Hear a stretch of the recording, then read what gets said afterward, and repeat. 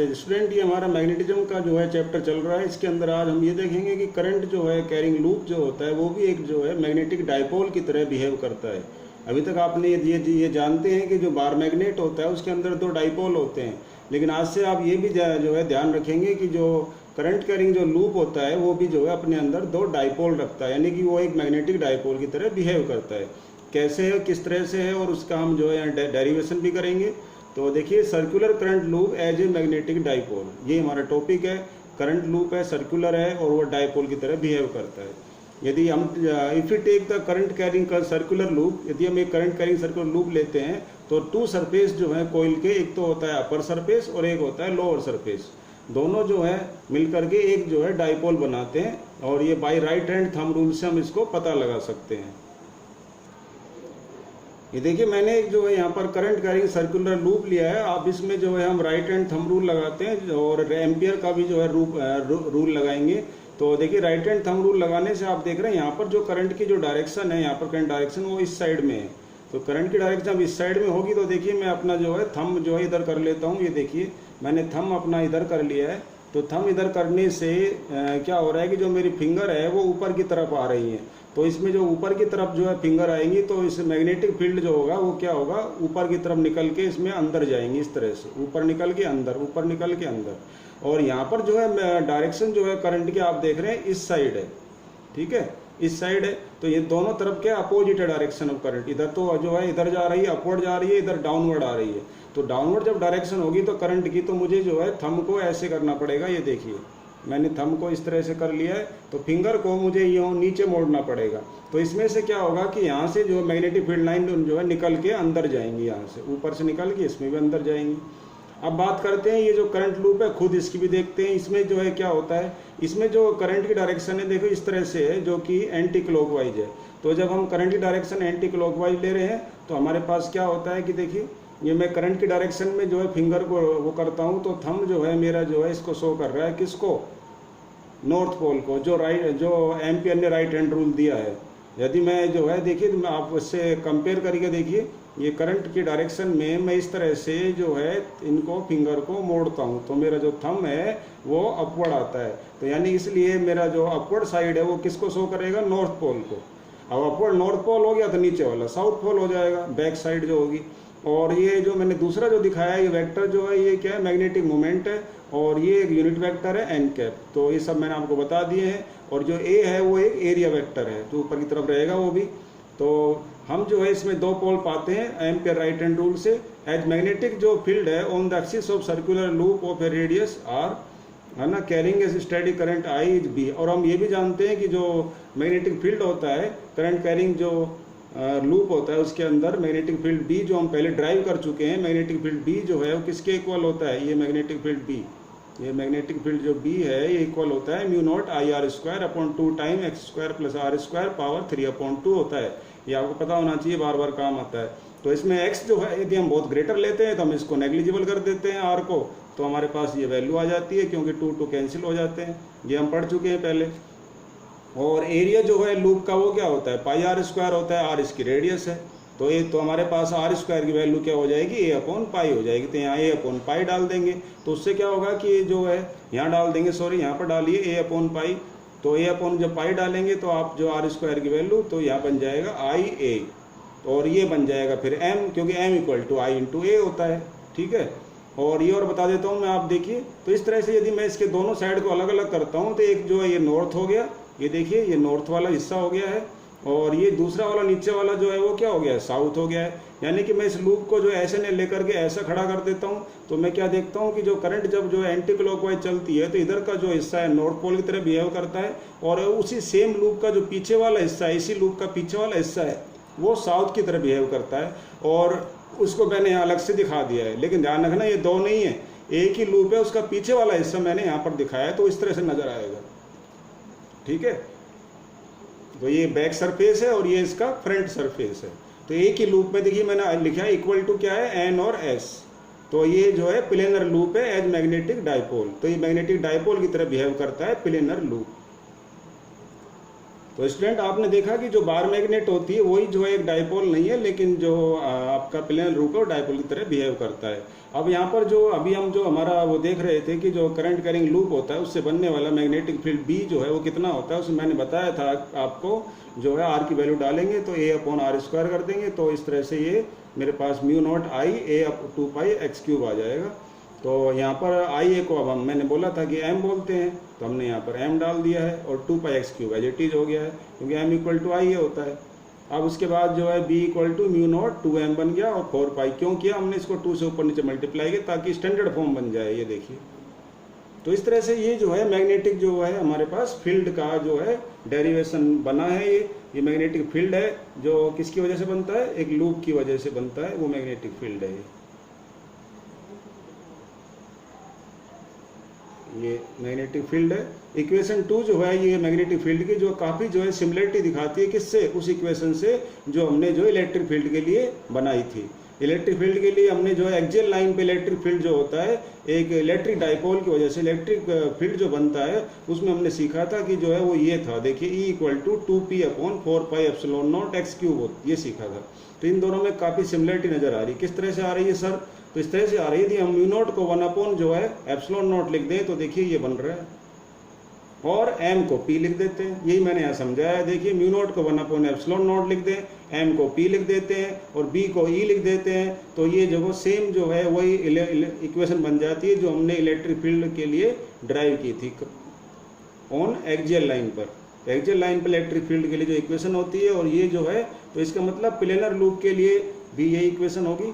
और ये जो इक्वेशन है एग्जैक्टली किसके लिए, इलेक्ट्रिक फील्ड के लिए, electric dipole at A point on its axis. तो एक्सिस पर हम निकाला था एक्सियल लाइन पर, और electric field on the equatorial line पर जो है, इक्वेटोरियल लाइन मतलब इक्वेटोरियल लाइन के किसी पॉइंट पर, किसी पॉइंट से मतलब जो इक्वेटोरियल लाइन जो प्लेन में है, तो प्लेन में किसी भी पॉइंट पर जो इलेक्ट्रिक फील्ड हमने ये ड्राइव किया था, पहले वाले जो चैप्टर जो थे, क्या ड्राइव किया था, p/4πε0x³।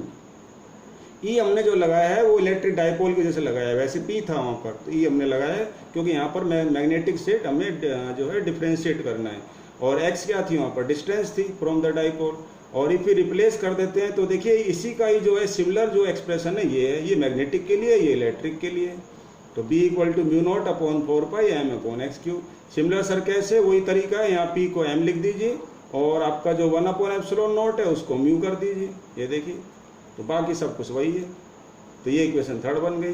तो ये जो इक्वेशन है हम जो प्राप्त कर रहे हैं, रिजल्ट है ना बी के लिए, ये तो ये इक्वेशन बी के लिए for a point in the plane of the loop, ठीक है, in the plane of the loop at a distance x from the centre, centre से x डिस्टेंस पर यदि हमें जो है मैग्नेटिक फील्ड निकालना है एक लूप की वजह से, तो ये इक्वेशन होगी। ये पीछे भी देख चुके हैं हम, ये ऊपर भी देख चुके हैं हम, ये देखो दिखा देता हूँ, ऊपर भी देख चुके हैं ये। तो ये जो इक्वेशन है और ये दोनों आपस में सिमिलरिटी दिखाती हैं, और ये दोनों आपस में सिमिलरिटी दिखाती हैं। तो ये एक्सियल की है और ये लूप, प्लेनर लूप की जो है किसी पॉइंट पे, प्लेन में किसी पॉइंट पर। तो जो रिजल्ट जो है इक्वेशन 3 का जो है किसके लिए, for a point magnetic dipole के लिए। ये भी जो है रियल डाइपोल के लिए था, ये भी रियल डाइपोल के लिए है। जो है ये हमने देखते हैं कि प्लेन में जो इक्वेटोरियल लाइन होती है उसके किसी पॉइंट पर इलेक्ट्रिक फील्ड ये होता है। ऐसे ही ये जो प्लेन में कोई पॉइंट होता है तो उसकी वजह से जो है, सॉरी, प्लेन में कोई पॉइंट होता है तो वहाँ पर जो मैग्नेटिक फील्ड बनता है वो ये बनता है। अब ये मैग्नेटिक फील्ड जो बन रहा है तो वो किसी एक लूप की वजह से देखा हमने। हम ये यहाँ पर ये कहना चाहते हैं कि एक जो है जो लूप है वो जो है मैग्नेटिक डाइपोल की तरह व्यवहार करता है। अब मैग्नेटिक डाइपोल कितना छोटा हो सकता है, point size very very very small magnetic dipole होता है, उसके लिए भी ये जो है एप्लीकेबल है, ध्यान रखें। तो this result obtained above can be use to any planar loop, किसी भी टाइप के लूप के लिए यूज किया जा सकता है, क्योंकि अभी जो हमने पढ़ा है कि लूप भी डाइपोल की तरह बिहेव करता है। ये प्लेनर करंट लूप जो है, फिगर्स जो हमने अभी आपको दिखाया, सेकंड मैंने लिखा है, जिसमें आपने देखा इधर n था, इधर s था, पीछे की तरफ आगे n था, वो इक्विवेलेंट होता है किसके, मैग्नेटिक डाइपोल के लिए। ऑफ डाइपोल, जिसका डाइपोल मोमेंट कितना होता है, I × A होता है, ठीक है। मैंने अभी आपको जो लूप दिखाया उसमें जो है आगे n था, पीछे s था, तो n और s थे आगे और पीछे, तो उसका जो डाइपोल मोमेंट है उस लूप का, जो कि डाइपोल की तरह बिहेव करता है, वो I × A होता है। और ये जो डाइपोल मोमेंट इसका IA होता है, ये भी सिमिलरिटी दिखाता है किससे, इलेक्ट्रिक डाइपोल मोमेंट P से, वो जो हमने देखा कि Q × 2A होता है। अब हमारा जो नया टॉपिक है वो पढ़ेंगे, वो है मैग्नेटिक डायपोल मोमेंट निकालेंगे दोबारा से। किसका निकालेंगे? Magnetic dipole moment. Magnetic dipole moment तो पढ़ चुके हैं, लेकिन अब किसका मैग्नेटिक डायपोल मोमेंट निकालेंगे? हम निकालेंगे इलेक्ट्रॉन का, रिवॉल्विंग इलेक्ट्रॉन का, और एक गायरोमेट्रिक रेशो पढ़ेंगे। अब ये होता क्या है magnetic dipole moment revolving electron का, उसका डेरिवेशन बनाएंगे। तो देखिए अभी आपको बता देते हैं। सपोज करिए कि इलेक्ट्रॉन है जो रिवॉल्व करता है एंटी क्लॉकवाइज मोशन कर रहा है या अराउंड ए न्यूक्लियस के चारों तरफ इलेक्ट्रॉन घूमता है, ये हम पढ़ चुके हैं। इन एन ऑर्बिट ऑफ और जिसकी रेडियस जो है ऑर्बिट की वो है आर है, उस एक ऑर्बिट में इलेक्ट्रॉन चक्कर लगा रहा है न्यूक्लियस के चारों तरफ, और इसकी स्पीड जो है v है इलेक्ट्रॉन की, और जो टाइम लेता है वो t लेता है कंप्लीट रिवोल्यूशन में। अब आप देखिए तो उस केस में जो करंट फ्लो होगी, जब जो इलेक्ट्रॉन जब मोशन करते हैं तो आपको पता है करंट फ्लो होती है, तो जिस डायरेक्शन में जो इलेक्ट्रॉन मोशन करते हैं उसके अपोजिट डायरेक्शन में करंट फ्लो होगी। तो ये जो करंट फ्लो होगी उसका जो एक्सप्रेशन बनेगा वो क्या होगा? I = चार्ज अपॉन टाइम होता है। अब चार्ज क्या है मेरे पास? यहाँ पर इलेक्ट्रॉन फ्लो हो रहा है, तो इलेक्ट्रॉन लिख दिया मैंने। इलेक्ट्रॉन के बराबर जो चार्ज होता है वो फ्लो होता है, तो नीचे क्या होगा? यहाँ पर टाइम लेंगे। अब टाइम क्या होता है? डिस्टेंस अपॉन स्पीड होता है। डिस्टेंस कितनी है? 2πr डिस्टेंस है, तो और स्पीड कितनी है? v स्पीड चल रहा है इलेक्ट्रॉन, डिस्टेंस 2πr कवर करता है, तो ये हमारे पास आ गया ev/2πr। तो करंट जो है हमारे पास वेलोसिटी और रेडियस के टर्म्स में आ गई है। अब उसके बाद क्या करेंगे? हम ऑर्बिटल मैग्नेटिक मोमेंट निकालेंगे। ऑर्बिटल मैग्नेटिक मोमेंट क्या होता है सर? तो ये मैग्नेटिक मोमेंट है जो आप पहली बार पढ़ रहे हो, ये ऑर्बिटल मोशन की वजह से होता है। जब इलेक्ट्रॉन जो है मोशन करता है ऑर्बिट में, तो उससे जो है मैग्नेटिक मोमेंट बनता है। अभी तक आपने पढ़ा एंगुलर मोमेंटम, ये मोमेंटम नहीं है, ध्यान रखना, टर्म नहीं है, मोमेंट है। तो मैग्नेटिक मोमेंट है वो ऑर्बिटल मोशन की वजह से बनता है, और ये होता है μL = I × A होता है। जैसे जो है मैग्नेटिक मोमेंट होता है, ऐसे ये ऑर्बिटल मैग्नेटिक मोमेंट है, ओनली मैग्नेटिक मोमेंट नहीं है। तो ऑर्बिटल मैग्नेटिक मोमेंट है तो ये I × A होता है। जैसे वो भी कैपिटल M था, वो मैग्नेटिक मोमेंट था, ये ऑर्बिटल है इसलिए हमने इसमें L लगा दिया है। तो IA है तो I की वैल्यू यहाँ से ले लेंगे, और जो A है वो πr² होता है एरिया, ठीक है। r रेडियस है, ये कैंसिल आउट हो जाएगा, ev/r/2 बन जाएगा। तो ये किसकी जो है फॉर्मूला आ गई है? Orbital magnetic moment. Magnetic moment में आपको फिर बता रहा हूँ, m होता है, I × A होता है, लेकिन ये ऑर्बिटल वर्ड जो अगर लग जाए साथ में तो μL बन जाएगा और वो ev/r/2 हो जाएगा।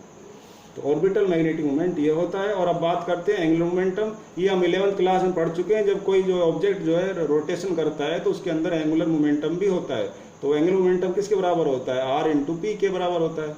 अब r को तो एज इट इज रहेगा और p को mv कहते हैं, तो mvr हो जाएगा, ये देखिए। और ये मैंने l कैपिटल की जगह स्मॉल ले लिया है, ले सकते हैं। अब हम क्या कर रहे हैं कि इसको डिवाइड कर रहे हैं, इक्वेशन 2 को 3 से डिवाइड करते हैं। किसको डिवाइड कैसे कर रहे हैं? हम जो है ऑर्बिटल मैग्नेटिक मोमेंट को, ऑर्बिटल मैग्नेटिक मोमेंट जो है उसको एंगुलर मोमेंटम से डिवाइड करते हैं। तो ये जो रेशो होता है, इस रेशो को ही हम गायरो मैग्नेटिक रेशो कहते हैं। ध्यान रखना, ये गायरो है, जायरो मत कर देना, गायरो मैग्नेटिक रेशो कहते हैं। और it's value is 8.10 10⁻10 coulomb per kg होती है जब कैलकुलेट करके निकालते हैं, तो ये आती है। और इसका एक्सप्रेशन ये होता है E/2 × m, ठीक है। और m क्या होता है? मास होता है। और वैल्यू जो है अपने पास ये हो गई। अब उसके बाद μL क्या है? E/2m × L। यदि मैं L को यहाँ क्रॉस मल्टीप्लाई करूँगा तो μL ये बन जाएगा इक्वेशन 4 से, और μL = हो जाएगा -EL/2m वेक्टर फॉर्म में। वेक्टर जब लगाएंगे तो ये भी वेक्टर बन जाएगा, क्योंकि ये वेक्टर है। चार्ज तो वेक्टर होता नहीं है, मास होता नहीं है। और जो नेगेटिव साइन है वो किसको शो कर रहा है? यहाँ पर जो नेगेटिव साइन है वो ये शो करता है कि डायरेक्शन जो एल की क्या होती है? वो अपोजिट होती है किसके? यूएल। यूएल क्या है? ऑर्बिटल मैग्नेटिक मोमेंट, उसके अपोजिट होती है। तो ये देखिए मैं आपको यहाँ दिखा देता हूँ, ये देखिए ये जो डायरेक्शन है, और ये तो डायरेक्शन किसकी है? एंगुलर मोमेंटम की है। जो इलेक्ट्रॉन जब क्या करता है कि जो सर्कुलर मोशन करता है तो एंगुलर मोमेंटम उसकी डायरेक्शन जो है v और r के परपेंडिकुलर होती है, राइट हैंड थंब रूल से इस तरह से ऊपर होती है। लेकिन जो ये नीचे जो है ऑर्बिटल मैग्नेटिक मोमेंटम है, उसकी डायरेक्शन करंट की वजह से कहाँ होती है? नीचे की तरफ होती है। इस तरह से थंब नीचे जाएगा तो देखिए नीचे, तो दोनों की डायरेक्शन कहाँ पर है? अपोजिट है, इसलिए हमने माइनस साइन यहाँ पर यूज किया है। और according to Bohr's quantization condition क्या है कि एंगुलर मोमेंटम जो होता है इलेक्ट्रॉन का, ठीक है, ये आप केमिस्ट्री में पढ़ते हैं, एनी परमिसिबल ऑर्बिट के अंदर इंटीग्रल मल्टीपल होता है h/2π का। तो ये इंटीग्रल मल्टीपल लिखा है तो n भी आएगा, तो NH/2 पाई आ जाएगा। तो L = NH/2 पाई, n = 1 2 3 होता है। ये केमिस्ट्री की बात है, पढ़ चुके हैं आप। और अब जो है मेरे पास म्यूएल आएगा, तो इसमें हम क्या करेंगे, L की वैल्यू डाल देंगे। तो L की वैल्यू डालने पर क्या हो जाएगा, ये NH/2 पाई की जो वैल्यू है वो डालेंगे तो ये 4 पाई बन जाएगा। तो NEH/4 पाई m हो जाएगा। ये वैल्यू हम इक्वेशन 5 में डालते हैं। ये जो इक्वेशन है हमें क्या देती है, ऑर्बिटल मैग्नेटिक मोमेंट देती है। ध्यान रखिए, मैग्नेटिक मोमेंट नहीं है, मैग्नेटिक मोमेंट कैपिटल M होता है, IA होता है। ये ऑर्बिटल मैग्नेटिक मोमेंट है। बनाया तो हमने इसको भी इसी फॉर्मूले से, IA से, लेकिन ये ऑर्बिटल मैग्नेटिक मोमेंट है, लेकिन जो है ध्यान रखना है। और इसमें जो है हमने करंट का एक्सप्रेशन जो है अलग लिया है, ऑर्बिटल से जो बनाया है, V और R के टर्म्स वाला लिया है, ये ध्यान रखना है। और बोर मैग्नेटन क्या होता है, एक नया टॉपिक है छोटा सा ही। बोर मैग्नेटन क्या है, जो मैग्नेटिक मोमेंट होता है इलेक्ट्रॉन का, मैग्नेटिक जो मोमेंटम होता है, किस मोमेंट होता है इलेक्ट्रॉन का, revolving in the first orbit, it called Bohr's magneton. Bohr's magneton क्या है, कोई भी नई बात नहीं है। जो जब इलेक्ट्रॉन जो है पहले ऑर्बिट में घूम रहा होता है, तो उसके मैग्नेटिक मोमेंट को ही जो है पहले ऑर्बिट के केस में, जब वो पहले ऑर्बिट में जो है मोशन कर रहा होता है, तो उस केस में उसके मैग्नेटिक मोमेंट को बोर मैग्नेटन कह देते हैं। और उसकी मिनिमम वैल्यू जो है 9.27 10⁻⁻24 एम्पियर पर मीटर स्क्वायर आती है, जब इसको कैलकुलेट करके निकाला जाता है। n = 1 डालते हैं जब यहाँ से। बिसाइड द ऑर्बिटल जो है एंगुलर मोमेंटम, आपने देखा कि ऑब्जेक्ट जो है जब सर्कुलर मोशन करता है तो एंगुलर मोमेंटम होता है, लेकिन कुछ ऑब्जेक्ट ऐसे होते हैं जो सर्कुलर मोशन भी करते हैं, साथ साथ में अपनी स्पिन पे भी घूमते हैं, एक्सिस पे भी घूमते हैं। जैसे आपने देखा है कि बॉल है वो भी स्पिन करती है साथ साथ में, और आगे भी चलती रहती है। और अर्थ है वो भी आगे चलती रहती है और अपने एक्सिस पे भी रोटेट करती है। तो अर्थ वाला सिस्टम जो समझिए, जैसे अर्थ जो है सर्कुलर मोशन भी करती है और स्पिन भी करती है। ऐसे इलेक्ट्रॉन क्या करता है, सर्कुलर मोशन भी करता है और स्पिन भी होता है। ठीक है, तो सर्कुलर मोशन की वजह से एंगुलर मोमेंटम बना, लेकिन इलेक्ट्रॉन के अंदर जो है स्पिन की वजह से स्पिन मोमेंटम भी होता है। तो देखिए स्पिन एंगुलर मोमेंटम क्या होता है। तो स्पिन मोमेंटम क्या है, एक तो होता है ओनली एंगुलर मोमेंटम और एक होता है स्पिन। तो स्पिन क्यों है, due to the spinning motion. जो ऑब्जेक्ट जो है गोल गोल भी घूमे और अपने एक्सिस पे भी जो है वो घूमता रहे, इस तरह जैसे अर्थ घूमती है, इस तरह से देखिए पेन घूम रहा है और साथ साथ में देखो ऐसे ऐसे ऐसे गोल गोल भी घूमे और अपने एक्सिस पे भी घूमता रहे। तो इट इज गिवन बाय, तो ऑर्बिटल जो है एंगुलर मोमेंटम क्या होता है, वो होता है ES/m। अब इसके बाद जो है μL = क्या कर देंगे आप, EL और ये 2m है, तो दोनों की वैल्यू जो है हम यहाँ पर देख रहे हैं, ये μS है और ये μL है। दोनों में फ़र्क क्या है, ये जो है 2 डिवाइड में आता है इसमें, और इसमें 2 डिवाइड में नहीं आता है। अब टोटल मैग्नेटिक मोमेंट कितना बना इलेक्ट्रॉन के मोशन से, भाई स्पिन, और एक तो स्पिन वाला था और एक वैसा था ऑर्बिटल वाला था, तो दोनों को ऐड कर देंगे तो ये पार्ट कॉमन आ जाएगा और अंदर बच जाएगा L+2s। दोनों ही वेक्टर क्वांटिटी है, ध्यान रखें। और बस आज इतना ही, और नेक्स्ट टॉपिक जो है हम मिलते हैं नेक्स्ट वीडियो में। Till then good bye, thank you.